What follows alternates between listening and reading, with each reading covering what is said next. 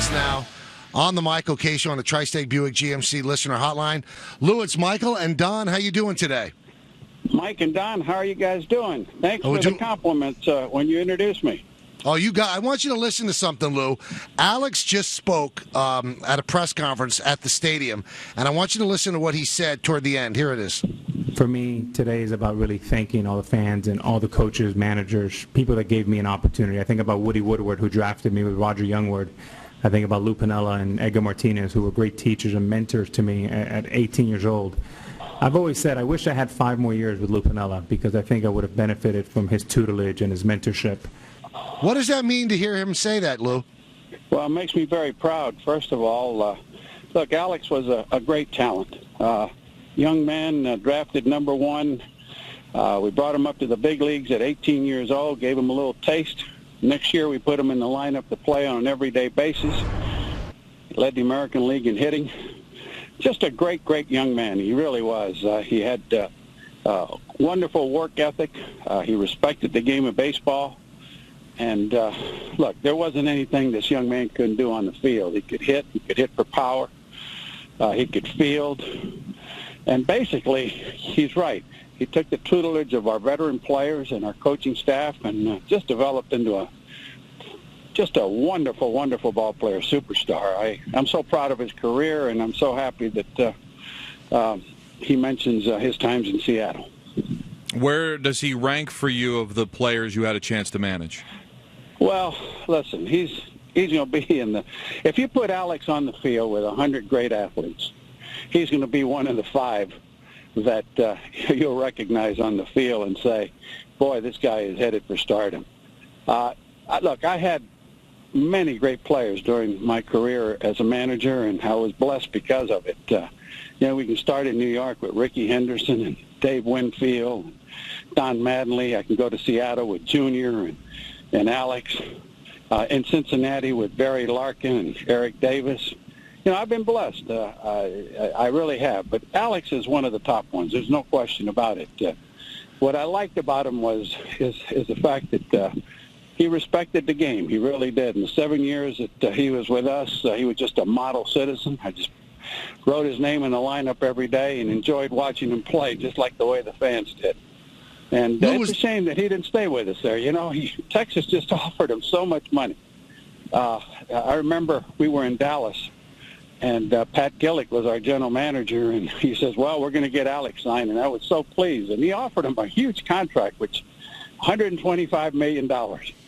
And I remember Steve Boros, his agent, saying, all right, you guys are out of it. Walk right out of the room and think. I don't blame him, really. It was about another 125 on top of that. Was there a rivalry, Lou, between Alex and Junior? Did they get along? They got along. They really did. They respected each other. Look, at the time that I had Junior over there, I think for 4 or 5 years, Junior was the superstar of all superstars in the game, and Alex recognized that. But I'll tell you this, they both competed. They competed against the opposition, and they competed against each other, and it was wonderful for both of them. Did you know right away, Lou, when you saw him, when you brought him up just for a little seasoning, that he was going to be great, or did you think, he'll be a good ball player? Did you envision him being great? Yeah, I really did. I don't, it doesn't take much to watch a young man take batting practice and see his swing speed, see the way the ball jumped off his bat, seeing the way the ball carried, the way he played the shortstop position, reminded me of a much stronger and quicker Cal Ripken. Look, anybody that couldn't project this young man was going to be a superstar was watching him play with blinders on. Lou, when you see all that talent, and as you said, when you saw him come up, he respected the game, how surprised were you that he took the PED path after Seattle? Yeah, I don't know what happened there, and it's really a shame. It really is, because truthfully, he had all the ability to do this thing on his own. I don't know what happened in Texas. I really don't.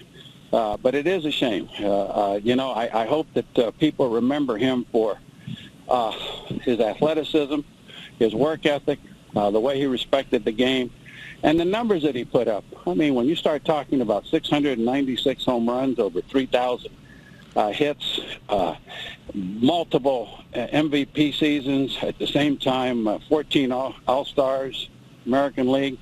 I think those are the things that I hope people remember him for. You know, you got to remember, young men will make mistakes at times, and it was a mistake. But at the same time, look, he's already paid the penalty for this. He's had to go through a hell of a lot explaining his situation.